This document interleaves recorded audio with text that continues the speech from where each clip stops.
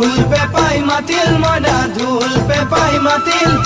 গছৰ ডালত খুলি চৰাইৰ হিয়া ভঙা কান্দোন মইনা হিয়া ভঙা কান্দোন গছৰ ডালত খুলি চৰাইৰ হিয়া ভঙা কান্দোন